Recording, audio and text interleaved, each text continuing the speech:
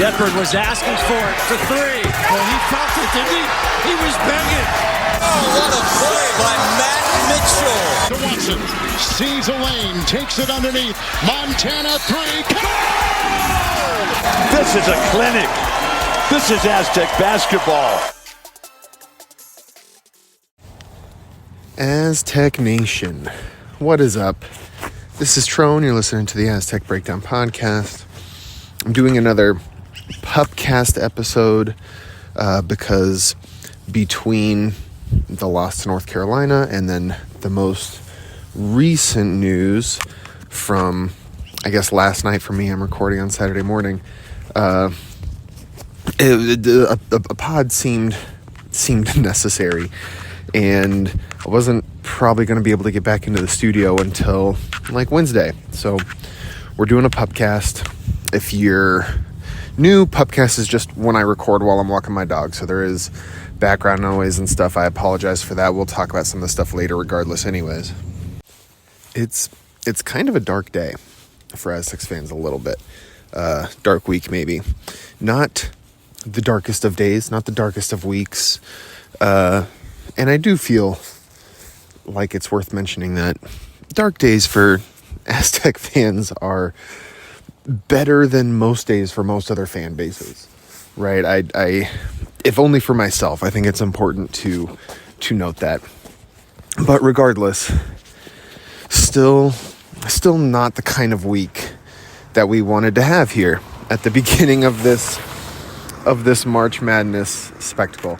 I guess just going back to the beginning, the Aztecs played the North Carolina Tar Heels on Tuesday night in what was, for many, functionally the first game of the tournament.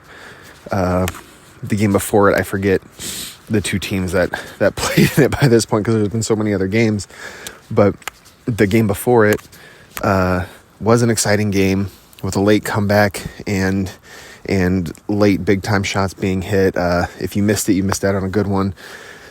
That being said, for many, the first, 16 versus 16 game isn't all that big of a deal, and the big one was the Blue Blood, the North Carolina Tar Heels, playing the San Diego State Aztecs, who were coming off of two straight Sweet 16s. That was going to be kind of their first game, the primetime slot on Tuesday night, and the Aztecs came out and looked just bad. They just looked bad. I'm not saying this is necessarily the case. I don't think things are ever this simple. But I think if I was a casual observer, I would have thought that given all the hate North Carolina received, they came out like they wanted to prove something. They came out like their very lives depended on them playing well. Whereas the Aztecs came out and kind of looked like they were just happy to be there. I wrote in my preview, and I talked on, some East Village Times live streams, and mentioned how basically for a lot of the game it was going to be strength on strength, and it was going to come down to who executed their strength better. And North Carolina came out and not only played to their strength of running with the ball and scoring inside and all that stuff, but also played to the Aztec strength of playing hard physical defense and shutting down the paint. I sent out after at the 4-minute timeout, the TV timeout, I sent out that the Aztecs at that point had 4 steals, which you would think is really good and is very good.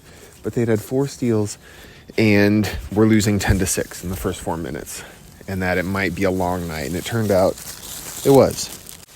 It was a long night. I think the Aztecs only ended up finishing with like 8 steals. So the North Carolina really figured out those turnovers. And when the Aztecs didn't turn them over, it was very hard to get stops. It wasn't even a rebounding issue this time. I don't even know what the final rebounding thing was.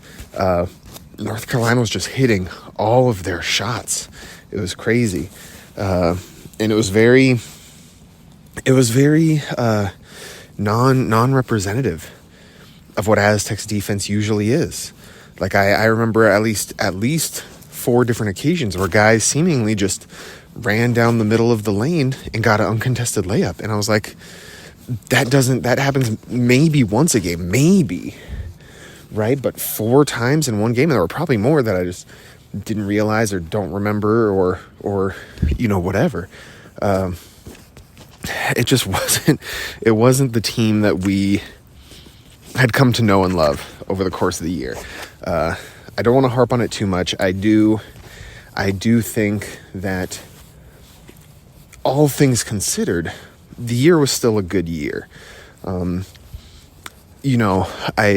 Most teams would kill for the opportunity to be even just in the first 4. And I know the Aztecs aren't most teams. I'm not saying that as fans we should settle for that necessarily. But I do think it is important to put into perspective how impressive it is, given the amount of roster turnover there was, given the youth of the roster, given that the starting point guard missed most of training camp with an injury, given that the player who was by many thought it would be the star player of the team, right? The first team preseason all-conference player, Reese Waters, ended up being out for the season, but wasn't known throughout all of training camp, right? That was a week or 2 before the start of the season. Given the slew of factors and then the injuries during the season, I know JCJ missed a couple games. Guath was obviously the big one, missing basically 6 games at the end of the season. Who knows how the end of the season might have turned out better if the Aztecs maybe get a win against Utah State if on the road, if they maybe get a win against UNLV. We'll never know, right? And UNLV was shooting so well that Guath might not have mattered anyways that game. But maybe, or even just beating Boise State, could they have done something to not face that North Carolina team had Guath been healthy? Maybe. It's possible, right? We'll never know. It very much seemed like that North Carolina team was just going to, blow out of the water whoever their opponent was after the things they were hearing for, the 48 hours that they had to listen. All the talk about, how they didn't belong, they didn't deserve to be there. They came out to send a message, and they did. And I feel like that is even more, that's shown even more by how they played against Ole Miss. And granted, they kind of brought it back towards the end, but they were down by more than 20 at one point in that game. Like, they looked like a completely different team in their first round matchup against Ole Miss, like as if they had accomplished their goal, right? Like, they were then in the Aztec spot. Like, they were like, yeah, look, we showed that we do belong here. And then ended up not playing as hard in the second game or whatever. I don't know what it was, but that's kind of what it seemed like. I don't want to harp on it too much.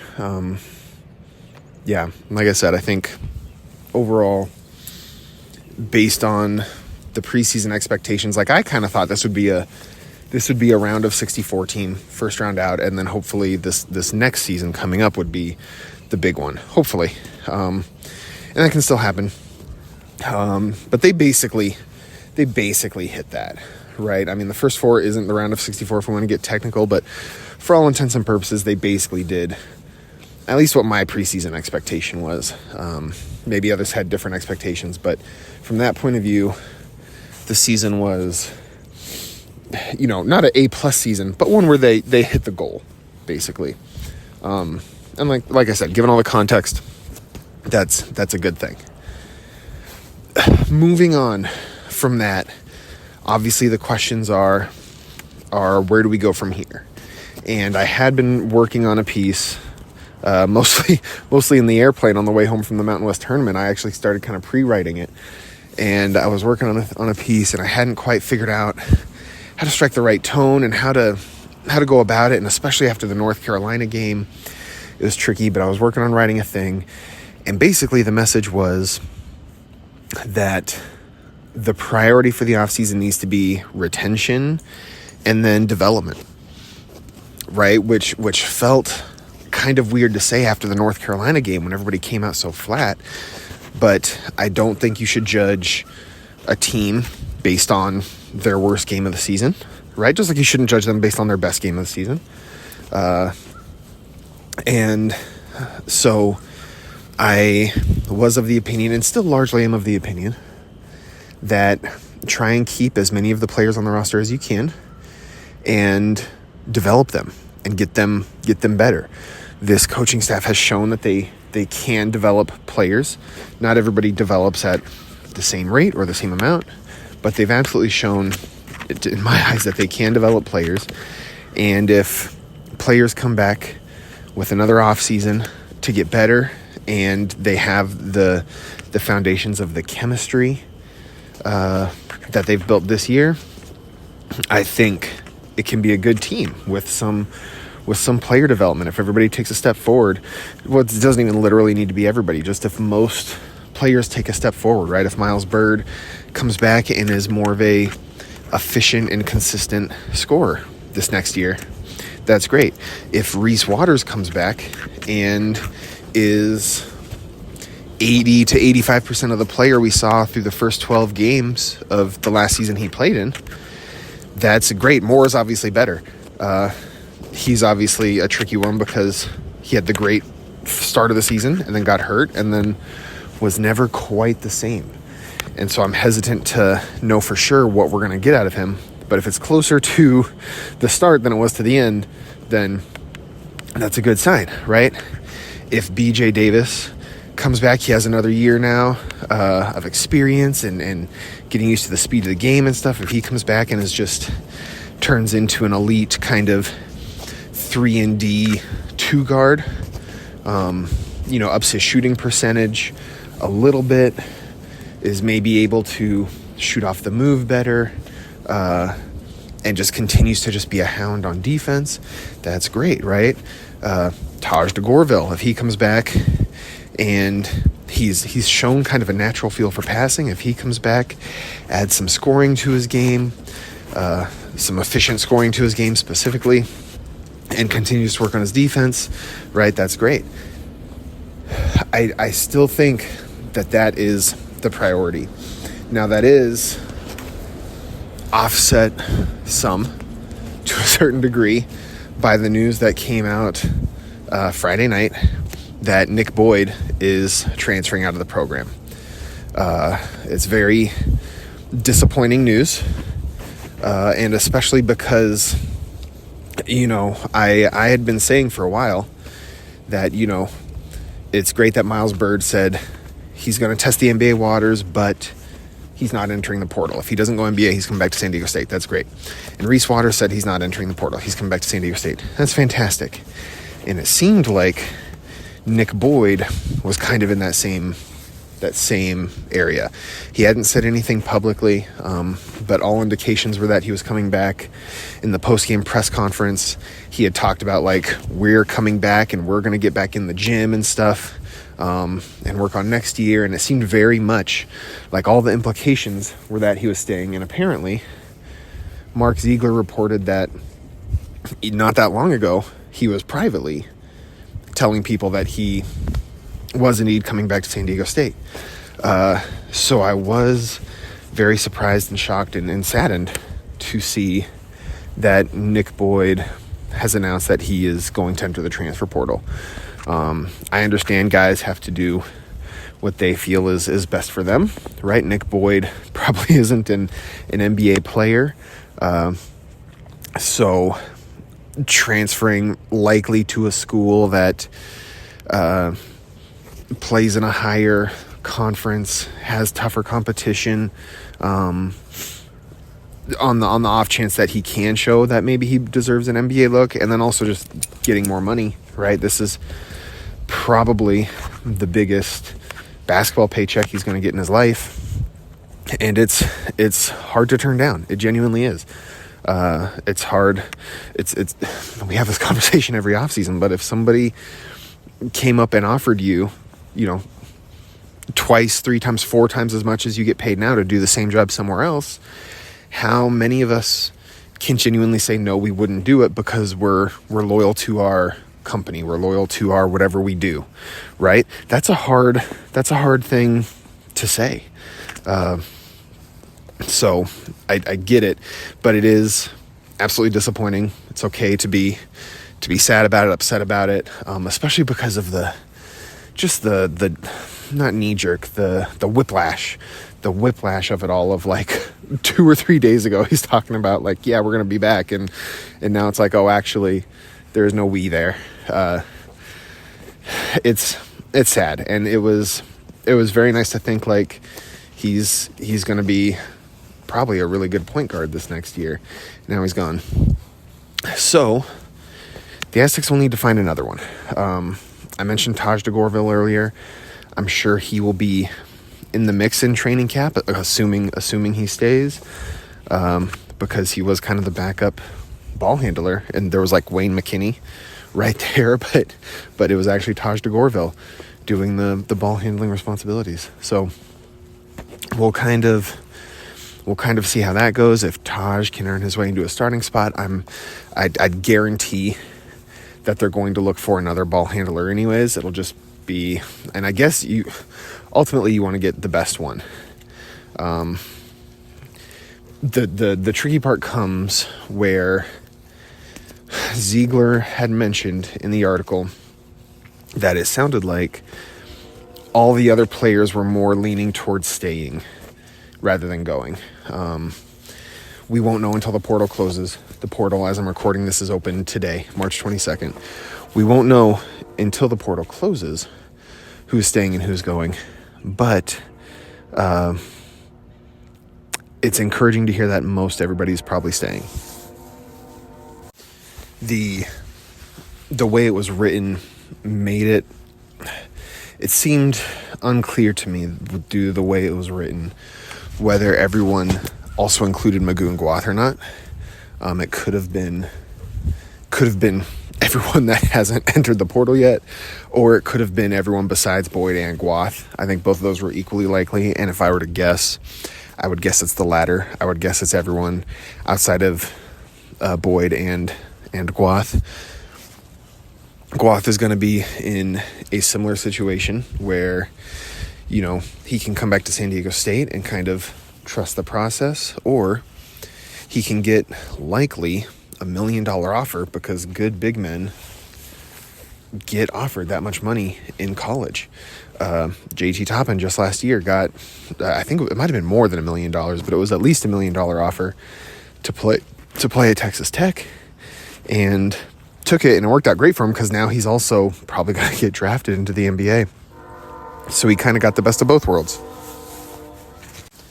All that to say, if I had to guess whether or not Goon is coming back or not, I would probably guess he's not. He hasn't made any public indication on whether or not he intends to stay. He just basically said that his focus is on going to the pros right now, meaning the NBA. So he'll be in a similar situation as Bird, where if he'll declare for the draft, and if he gets good news, if somebody says we'll take you, then he'll stay in the draft. If not, I would expect him to simultaneously, as he enters the draft, I'd expect him to also enter the transfer portal and take whatever offer he feels is best for him. He's a quality big man, defensive player of the year, freshman of the year in the Mountain West, and was really coming into his own at the end of the year. So his year wasn't as good as JT Toppin's overall, but it was still a very good year. And I would expect if Great Osobor can get a $2 million offer, I don't see how a Magoo Guath couldn't get a $1 million offer, really. So there is that. My hope outside of that, obviously my hope even with that, is that Goon stays and that everybody stays. That would be the best possible outcome. Then you have the fewest spots to fill. You have the most chemistry carryover. You have, the fewest... The less new players you bring in, the less time you have to teach new concepts to. You can focus on, your skill development as opposed to learning like a new system or whatever. And it applies for the coaches too, right? If they have new players that are good at different things, then they have to build a new offensive system. They'll probably largely keep the same defensive system, but they have to build a new offensive system to fit these new player skills. And there's probably gonna have to be some of that, given that your starting point guard is now gone. But the less of that you can have, the better.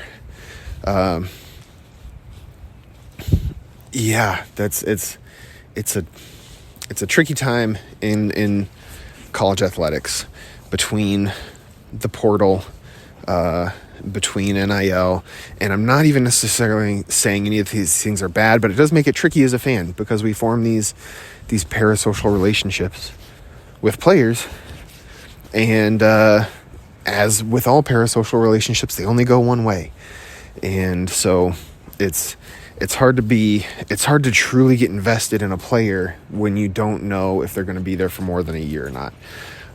Part of the magic was being able to watch them grow and develop while wearing your colors. Very tribalistic mentality, but still, while wearing your colors. And if they're only there for a year, and if you're worried about if they're too good, another team's going to come take them, it makes it tricky. We can run through some of the other players really quickly. The one thing I wanted to say about DeGorville earlier was that Ziegler had mentioned that he and his family have never really been too worried about NIL. They'll just kind of like take what they can get, kind of. But that playing time might be more of a factor.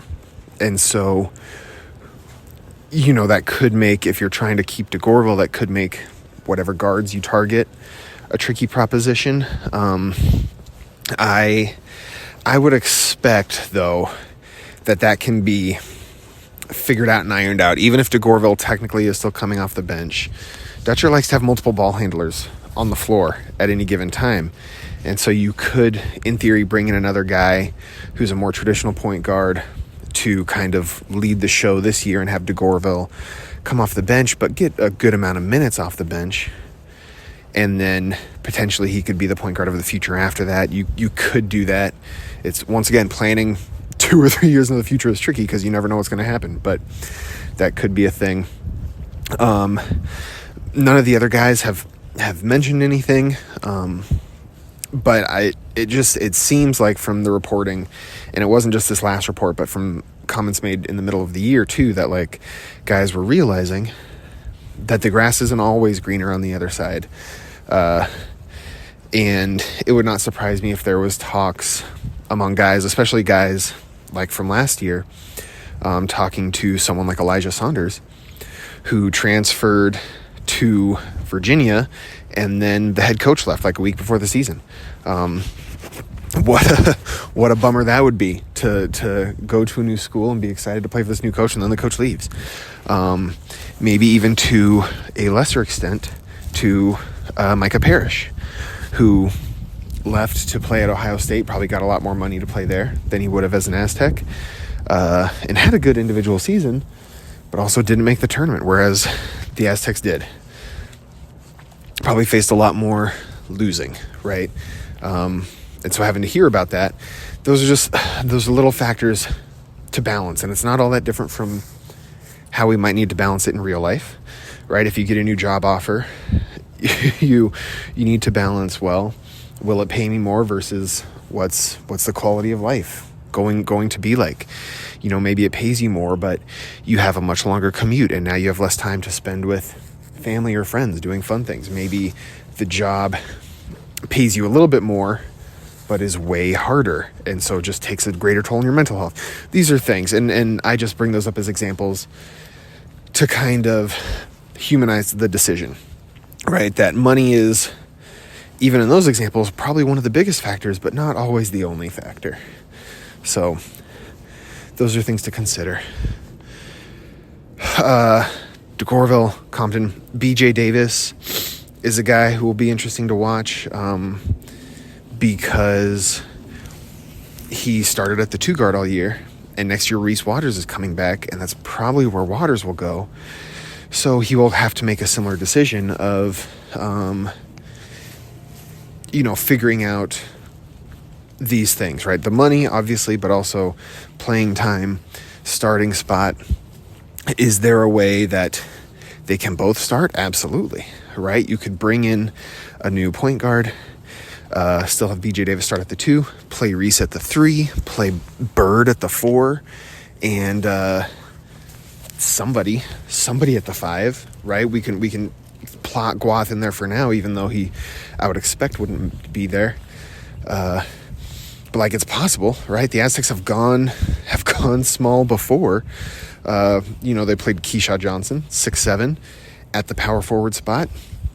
Bird is a much different player, but would be a much better stretch 4, for lack of a better term there, right?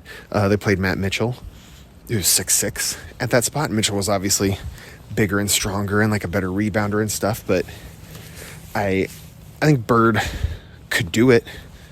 You might be at the whim of teams that try to play like a power style of basketball, but those are happening less and less now, right? So all that to say, it could happen, right? I don't know if it's a foregone conclusion that Davis loses his starting spot, but it's something he'll have to talk to the coaches about and consider. So it's possible he leaves. Obviously, McKinney, JCJ, Kimo Ferrari are already gone. The core basically is going to be Waters and Bird. You have 2 really good wings there. And then hopefully everybody else stays. You're getting a true 7-footer next year in David Magic. I don't expect him to be like a Magoon Guath level impact, especially in his first year, but he's a true 7-footer who redshirted this year, who's had some time to learn the system. So hopefully he can come in and get some good bench minutes next year. Heidi had a very up and down season. Started off very, very down, built way back up, but could still disappear in games, right? I think probably both the Boise State game and the North Carolina game, for the most part, he kind of was a non-factor in those games. But I think he showed he can be a serviceable big man. He can be a pretty solid backup center. It does get tricky because that's probably also Farrell Compton's role as a backup center, and playing those two together would be tough. And so they need some floor stretchers. But hopefully Heidi comes back. I feel, especially compared to the beginning of the season, I feel very confident about his trajectory in that way. And I said that the goal is development, right? And so with development, maybe he turns into a guy who can actually start at the center position. That's entirely within the realm of possibility. That was the whole thing when Dutcher recruited him. He was like, Dutcher recruited him personally, which is rare for a head coach to do. And the big thing was like, he's not quite there yet, but we see the potential in him. And we think he can be a really good player for us. And so it's well within the realm of possibility that he can continue to develop this offseason, build up his confidence, and then be a really good starting level center for the Aztecs next year. That is absolutely something that can happen. Ultimately, we'll just have to wait and see. I know I'm rambling a little bit. I'm a little bit scatterbrained, but ultimately, we're just going to have to wait and see who enters the portal and see what happens. And the hope is retention of everybody else, except for Boyd, who's already entered. And, we're hoping for the best there. Moving on to targets. I mean, I don't think I'm going to say anything that's super groundbreaking in this sense, but let's talk about it anyways. Targets, I like to view targets more from a skill set frame than a position frame, but we'll do a little bit of both. I do think the number one target, and this, you could probably say this honestly any given year almost, and this might be a little bit of a surprise considering how they lost some of their games, but I do think the number one target is shooting. And some of that can be gotten through development. If Bird works on his shot and gets it more consistent, great. If Reese Waters comes back and is hitting shots the way he was to start his one season so far, fantastic, right? BJ Davis coming back and continuing to shoot. He shot, I think it was 37%. It might have dropped down to 36 at the end of the year. Add a couple percentage points to that, and you know, if all three of those hit, now you have three really good shooters. But you could always use more. And especially watching these conference tournaments and the big tournament, watching some of these guys come in and just rain threes from outside. And obviously you can't expect that every game, but the more guys you have that are capable of that on any given game, one of them is likely to hit, right? And so watching Stephen Ashworth for Creighton just rain threes. The big one yesterday was Kyan Evans for Colorado State. I think went 6 of 9, and he started off, I think, 6 of 7. Like partway through the second half, I think he was 6 of 7, and then just kind of missed his last two. But still, a fantastic performance, right? That really helped lead them to a win. I don't think because Nick Clifford was still great, but wasn't hitting his shots very well. They were definitely keying in on him, Memphis was, and so Kyan Evans being able to hit those shots was huge, right? And we've seen it as Aztec fans, right? Guys like Jordan Shackle, guys like Matt Mitchell for a lot of his career was a good three-point shooter. Adam Seiko, right? We've seen these guys that can really change games with their ability to shoot the ball. You need to be able to shoot it at a high percentage. We're talking no less than 37, really. I do think sometimes the specific number gets overblown because over the course of a season, the difference between 37 and 38% for a lot of guys is no more than 2 shots, right? 2 extra made shots over the course of a season at most. That's for a pretty high volume guy. But still, you want to hit him at a good percentage and you want to hit him on a high volume, right? We're talking like 200 threes if you're a starter.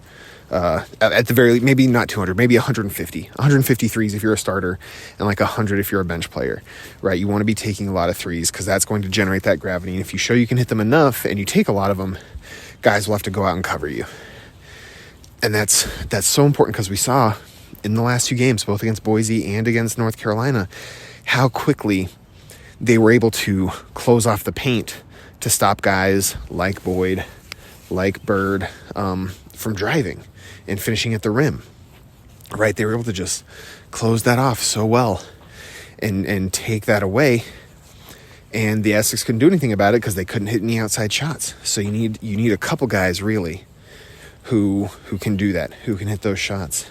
And we've seen that, you know, over the course of any season, really, but even just looking back at this season, the way Julian Rishwain went off for UNLV against the Aztecs, right? When UNLV shot, I think 50% from 3, and it seemed like nothing the Aztecs could stop him, right?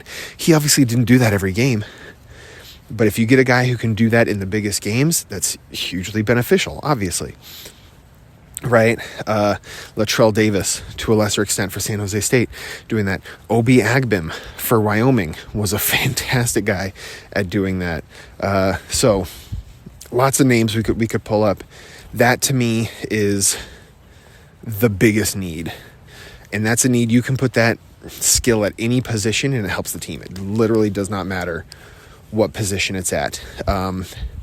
There is a little bit of a trade-off if it's at the bigger positions, because if you have a center who's taking a lot of threes, they're further away from the basket, so they're getting less offensive rebounds.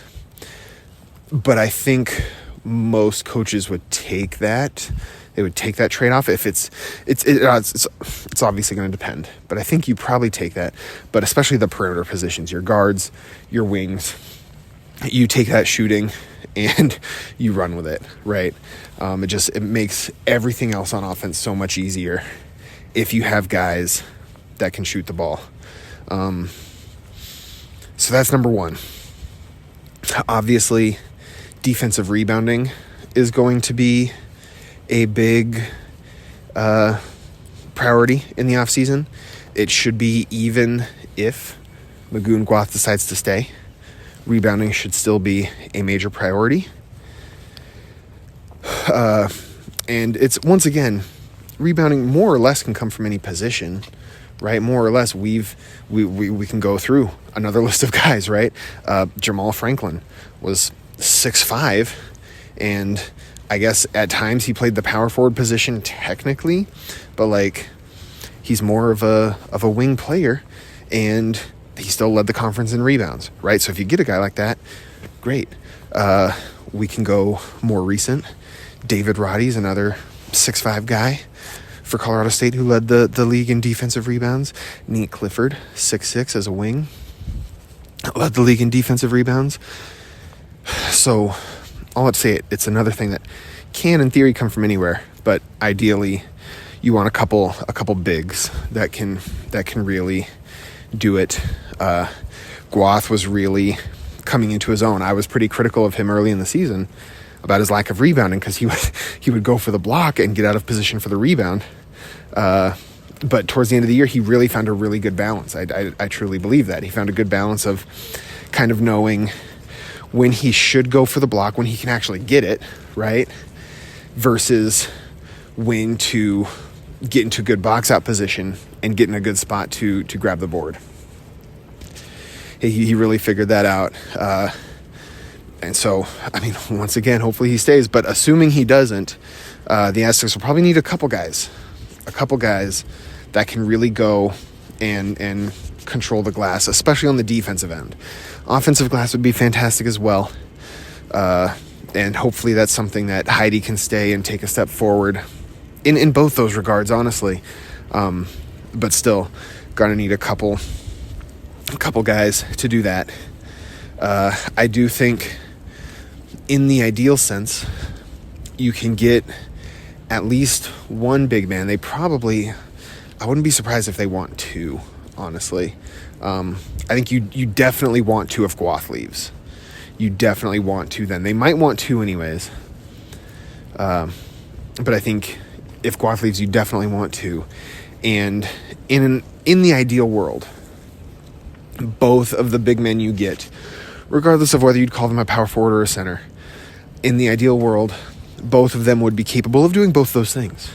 Of doing, being able to shoot the ball some, 37, 38%, and they might not need as much volume, but on a good amount of volume, right? They're probably a little bit lower. They're like, if they're a starter, take 100 threes, and if they're a bench player, take 50 or 75 or something like that, as opposed to the numbers I gave earlier. But do that and also control the defensive glass specifically. Offense is a bonus. Offense is great, offensive glass, but the defensive glass specifically, because we've seen really for the past 2 years, defensive rebounding has been an on-again, off-again issue where they kind of solve it for a few games and then another game happens and it's not good, and it really hurts your defense. I know I'm not saying anything that's a surprise to anybody, but it really hurts your defense when you can force so many misses, but the other team is able to just get it back and try again. So getting a couple rebounders would be fantastic, and if you can get a couple bigs that rebound the ball well and also can shoot the ball a little bit, have some offensive threat to them, some offensive spacing to them, that's the ideal right there. And those are players that every team in the country wants, and that's why they're so hard to get. And then the other obvious one, I mean, the Aztecs need a point guard. They need a guy who can handle the ball, who can run the offense, who can make life easier for their teammates on offense. And that's going to be ball handling. It's going to be passing. Once again, another guy who can shoot the ball, right? If you can get a guy who can pass and shoot and defend, that's another guy that every team in the nation wants, right? So it's tricky to get them, and you maybe settle for 2 out of the 3, ball handling, passing, shooting, defense, or maybe not 2 out of 3, maybe 3 out of the 4. But we'll have to see what happens. But those are, I think, all the biggest needs. You need shooting across the board, you need rebounding, and you're going to need at least one guy who can help run the offense. And 2 wouldn't even be bad. I don't know how that plays out with Taj DeGorville, but like I said, Dutch wants multiple guys who can who can do those things, right? Guys who can play both on and off the ball. That was one of the things I liked about Nick Boyd. If we think about past Aztec greats, right? Malachi Flynn was off and off on the ball, but he could play off the ball, right? He had the skill set where he could do it, and that was part of what made like him, along with KJ Fagan and Trey Pulliam, so deadly, was that all three of them, to different extents, but all three of them could play either on or off the ball. And I felt Nick Boyd was like that, and now Boyd is gone. So getting another guy like that would be huge. I think I'm not going to be nearly as connected as I have been in the past this year. I'm still going to try and just track if I hear anything, if I hear, the team has contacted this player or is looking at this player or whatever. I'll still try and track it. I'll still try and make note of it and share it when I can. But I don't expect to be as plugged in as I have been in years past. I'll tell you some players that, at least one player that I wouldn't be super surprised, but also I don't know, man, the portal just opened today. I don't even know who's going to enter it, right? None of us really do. One player that is intriguing to me is, we'll talk a couple players that are intriguing to me. And why? So one, let's talk about the point guard, Aiden Mahaney, right? He played at St. Mary's for a few years, was a good player. I feel like he was probably, like, when you look at his box score stats, I feel like they aren't the most impressive. But it seemed like his impact was better than what those stats would indicate, which can happen sometimes. But is interesting. He left St. Mary's, transferred to UConn, probably for a huge NIL offer, right? Transferred to UConn and found himself on the bench for most of the year. He kind of got back into the rotation towards the end of the year, but that was largely due to injuries, was my understanding of it. He's a guy, while he was in the portal last year, he took a stop in San Diego, worked out in the Jam Center, and he's relatively close with Miles Bird. In terms of like being friends and acquaintances or whatever. I don't know what level they would consider themselves at, but they seem to be on some level in the friendship scale, right? And so, given how his UConn thing didn't work out, right? I'm sure he got a bunch of money. Maybe some of it, maybe he didn't get money. Maybe there was like conditions attached to it. I don't know. So many of these NIL offers don't end up getting paid out. So who knows what happened there? But given that UConn didn't work out, given that I'm pretty sure he's from California, or at least is used to it from playing in St. Mary's, given that he's friends with Miles Bird, given that the Aztecs have a need at point guard, and he's a guy who, playing for St. Mary's, he should know how to defend, right? That's the number one for the Aztecs. He would be a guy I wouldn't be surprised to see them go after. And we'll just have to see. That's obviously assuming he enters the portal. To my knowledge, he hasn't entered the portal yet. And he might not. Maybe Hurley comes up to him and tells him that he'll have a spot. Who knows? Maybe he stays on the bench and makes a bunch of money as a bench player for UConn. It'd be hard to fault him for that, right? But regardless, so that's something I would be looking for. And he's more or less the type of player. It's tricky because the box score wasn't great, but he seemed like a good player. There's one other player who I find interesting. I think the odds are pretty darn close to zero that he would end up coming. Whereas Aiden Mahaney would be slightly above zero if he enters the portal. But one other player, I want to point him out, mostly just because he fits the mold of what I think the Aztecs should be looking for in a big man. He's not the only guy who will be in the portal that will fit the mold, but he fits the mold and has a couple other little interesting things too. And it's a guy that Aztec fans will be familiar with, and that's Nick Davidson, the power forward for Nevada the last few years. The guy who 2 years ago ended the season with a broken collarbone, but like played through it for 10 games or whatever, right? Just real tough guy. He's a big man who can score. He can score inside or outside.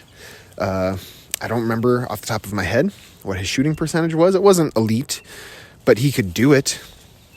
It was good enough that he can be a threat out there. He can also score inside.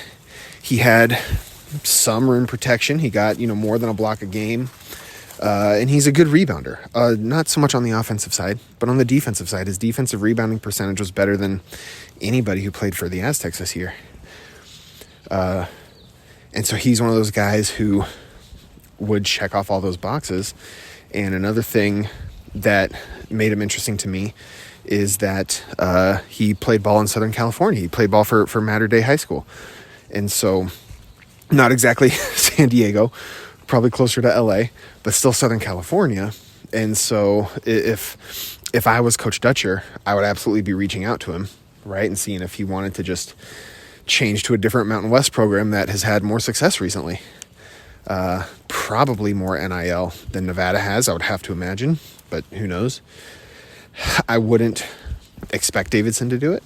I'm sure he can get a bigger NIL offer somewhere else at like a Power 5 school.